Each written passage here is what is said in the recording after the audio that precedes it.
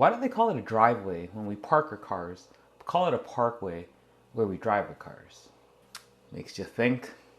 Are you a single guy or gal looking for someone sweet, mild mannered, hearty, and maybe a little thick? Well, I can't help you there. But I do have the next best thing. While it might not fill the void of your empty heart, this will definitely fill the void of your empty stomach. Japanese chicken curry.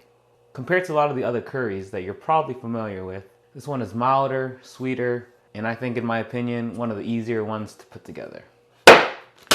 So to start, we're gonna need our chicken. Got about 2 pounds of chicken thigh here, boneless, skinless. We're gonna start off by chopping these down into bite-sized pieces. About that size is good. The next, as usual, we're gonna salt our chicken with half a teaspoon of kosher salt per pound, which would make this a teaspoon of kosher salt. Try to get it in as evenly as possible.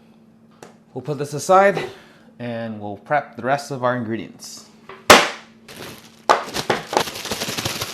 right, so next we got our carrots. Have about 4 small, or these medium-sized carrots. This many carrot, which is about 300 grams of carrot. So we're gonna peel and then cut. All right, but the way we're gonna cut this is, I'm gonna say this wrong, a rangiri cut, which is a Japanese term. Basically, all you're doing is we're gonna cut this at a 45-degree angle, and then we're gonna rotate it 90 degrees, and rotate it 90 degrees. Basically, what this achieves is, oh no, I did that wrong. This is how they do it. This also allows us to have the most surface area per piece that we cut, allowing for even cooking and better flavor penetration or something. Did that sound right? Did that sound impressive? I'm making all this up. All right, and next we'll need about 600 grams or so of potatoes. I got yellow potatoes here, which we're gonna do the same thing. Peel and cut into chunks. And then once we get all of our potatoes cut, we'll soak this with water, get some of the excess starch out of it, and we'll move on to the next one. The next are onions. I have 4 medium-sized onions. These are also about 600 grams of onion, which we are going to dice in chunks.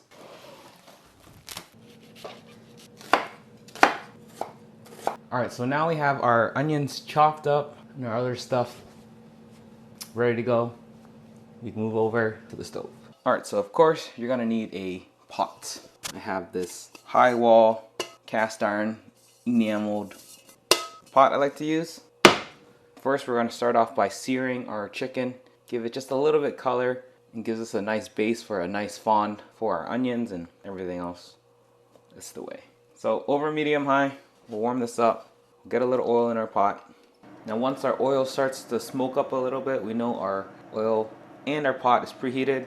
We're just gonna sear this, get a little bit of color on it, and set it aside. They'll finish cooking at the end.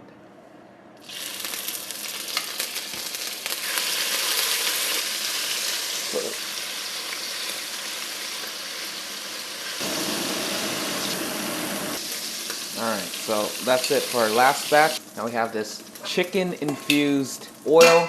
We're going to bring our heat down to medium.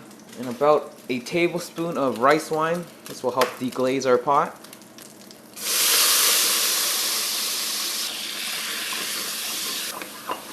And then we'll add all of our onions back in. We'll add our onions in. They were never in the first place. We're going to cook this down until our onions get translucent, almost caramelized. If you want to wait until they're caramelized, you can. So we'll let this go for a while until our onions start to break down. Alright, so now our onion has cooked down quite a bit, translucent, starting to caramelize. Next, we are going to crush 4 to 6 garlic cloves. And you know me, that's 6 garlic cloves. And then we're going to grate in about an inch of ginger. And of course, we're going to cook this through so the ginger and the garlic releases its fragrance. And we'll add our chicken back in and all its juices and fat and oil. And then our carrots. Now if you have homemade chicken broth, I highly recommend you make some, or have some on hand. You would add that now. If not, you could add just water, and if you want, you could add a little bit of chicken bouillon. But we're gonna cover this with our chicken broth. This is about 4 to 5 cups. Oh yeah.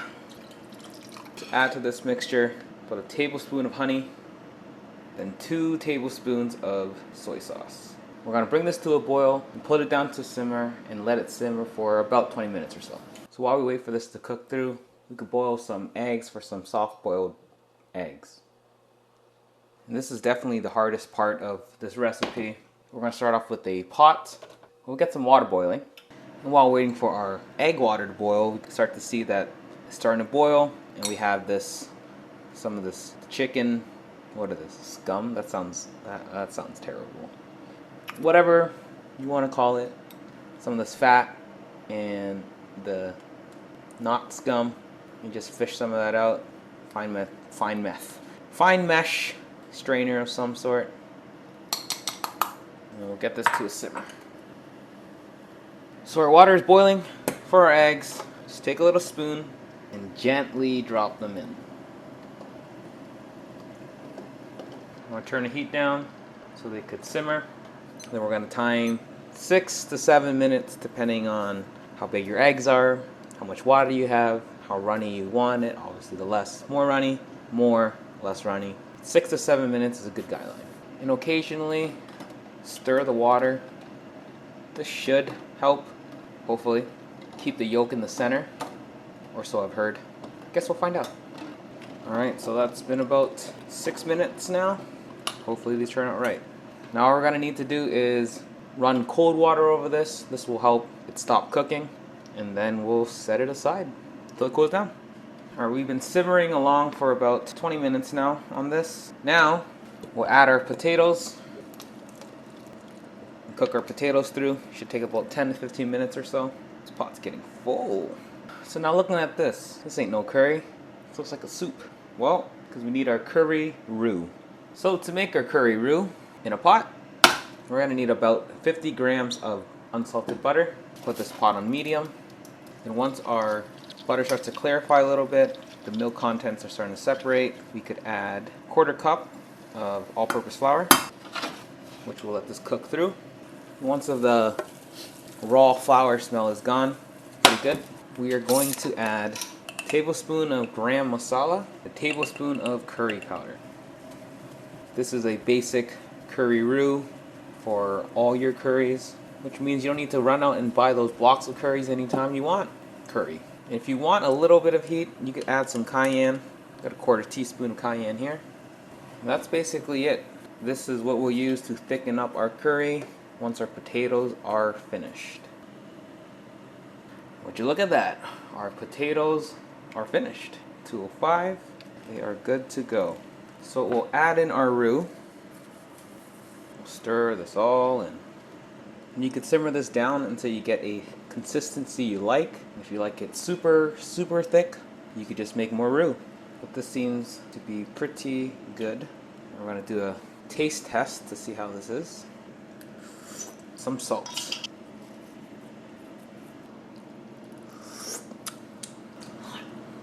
That's pretty good. That was about 1/2 teaspoon of salt. Again, depending on what you want, always be tasting for salt. We're off our heat. Alright, so we're about done. First, check out our, hopefully, soft-boiled eggs. Should really do this over water. Alright, let's check this one out. I believe this is a double yolk egg. Oh, that's very runny. Let's try out the smaller one. That said, alright, let's check out this one. Yeah! Look at that. So this is a bigger double yolked egg. You could tell you need a little bit longer. While 6 minutes was perfect for the smaller eggs. Oh yeah. Oh yeah. Oh no. As you could see, this was the hardest part of this whole recipe. Boiling eggs. Anyways, put this all together. We have our Japanese chicken curry. The best way to eat this is with some steamed white rice. Do that. Add half of this with rice. We'll add our other half with our curry. Then we'll choose 2 of the nicest eggs, since I don't know how to boil eggs apparently. Also dangerous. Oh no! That's not going in the thumbnail. 1 egg, 2 egg.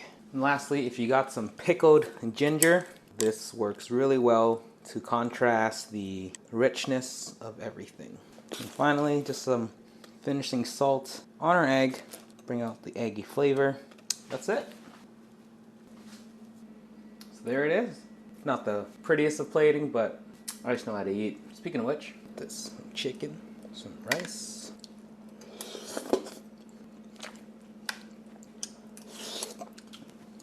That's good.